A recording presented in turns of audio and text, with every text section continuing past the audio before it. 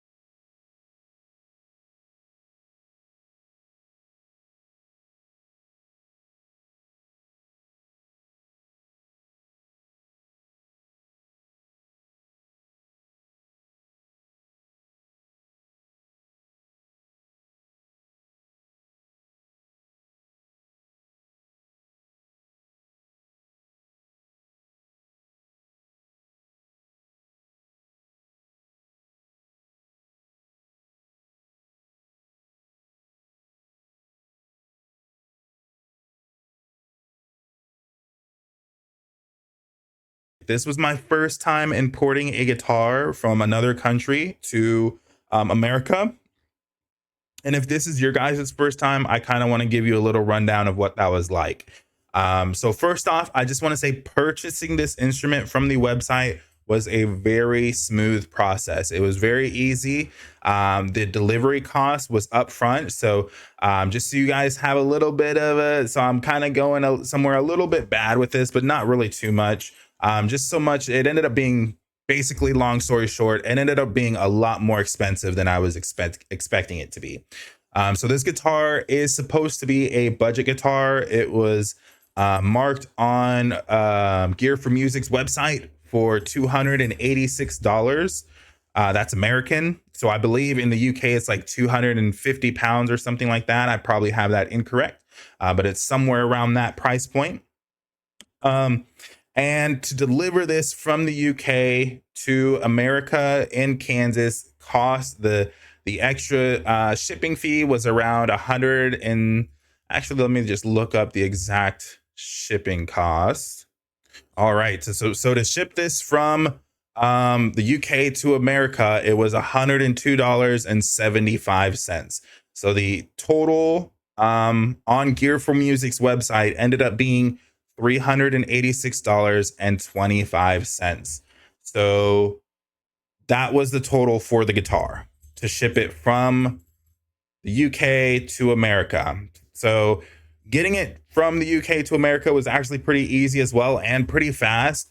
I bought it on Thursday. Today is Tuesday. So I bought it last Thursday. It shipped that day. And when it came to America, I believe it landed on Monday, that Monday. So it only took about 3 days to get from the UK to America. However, when it landed that Monday, I was notified that I would have to pay a import fee for this guitar. So the import fee, again, I did not know that I would have to pay that. I did a little bit of research because I was aware that, there's a lot of tariffs going on. From what I can understand, that only impacts a few countries, and UK was not one of them. Again, I'm pretty dumb when it comes to this stuff, so I apologize if that's pretty obvious to you. It was not obvious to me. I was unsure what countries it would affect and how much it would cost to get this guitar here. So from what I understood, there was no additional cost. However, there is a import fee that I had to pay to get this guitar to my doorstep. And that additional fee was $140. So $286 guitar, $140 to import it. That's pretty much half the cost of this guitar.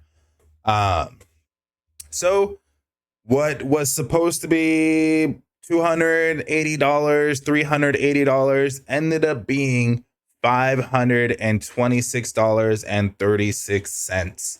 That was my grand total to get this guitar from the UK to my hands. But from what I understand, I've seen some reviews of this guitar, and it does seem like this guitar is well worth that price point, even more so. So I'm excited to kind of get my hands on it. I have yet to have played this guitar. I've just kind of been giving it a look over to see if there's anything that I noticed crazy. There's a couple things that I have noticed that are a little bit not so great in terms of appearances with this guitar. For one, right here on the Hartwood logo, the D, let's see if I can even get that in there, if you guys can see it. I don't know if you can see it there, but the D is kind of scratched, a little faded off. And then I showed it in the close-ups of the guitar, but here at the bottom of the neck, I do not know what that is. I do not know what that is at all. It looks like machining. It might be some machining scuffs, but the trim is sort of damaged. It seems damaged along the bottom here.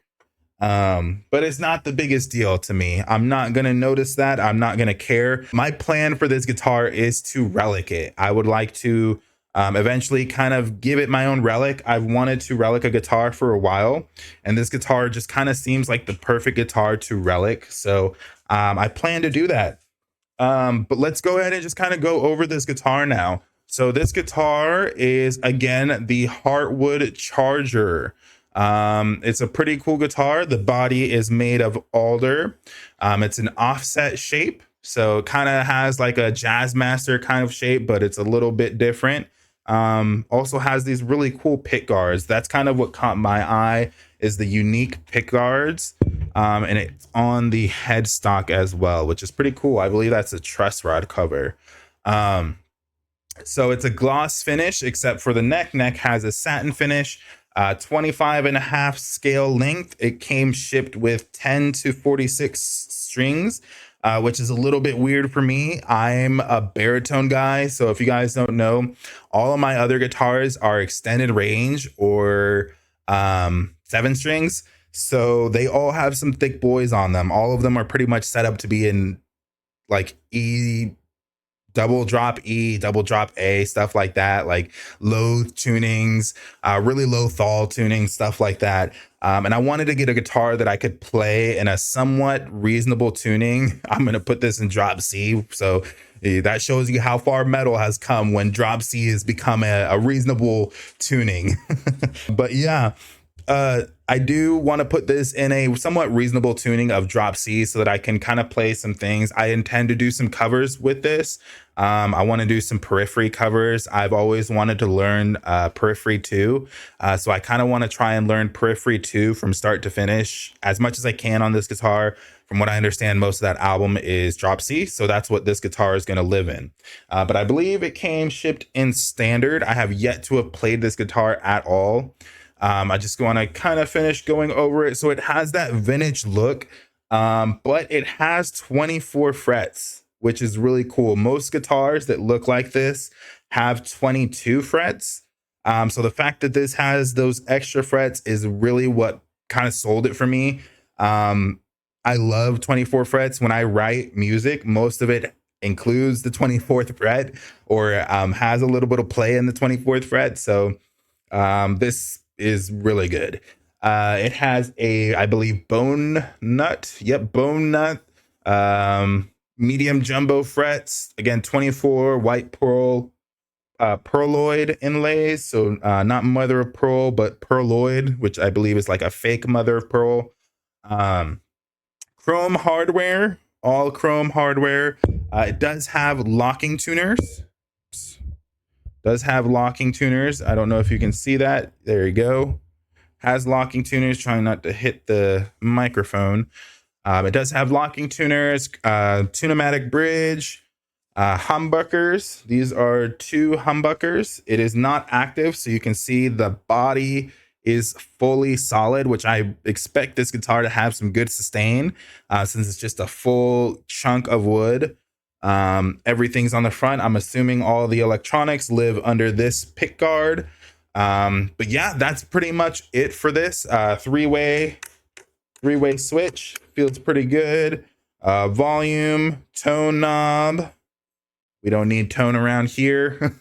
But yeah, that's pretty much it for this guitar. I'm gonna go ahead and do a demo of it now. So the demo that I'm gonna be playing through, I am gonna be playing through Misha Mansour's Archetype by Neural DSP. But yeah, the rest of this video is just gonna be me playing a little bit of riffage on this guitar for the first time. So if this is where you sort of leave off, thank you for watching. Please hit that subscribe button. Please hit the comments. If you have any cool comments to drop about this guitar, let me know how you feel about that that additional price point that I had to pay there.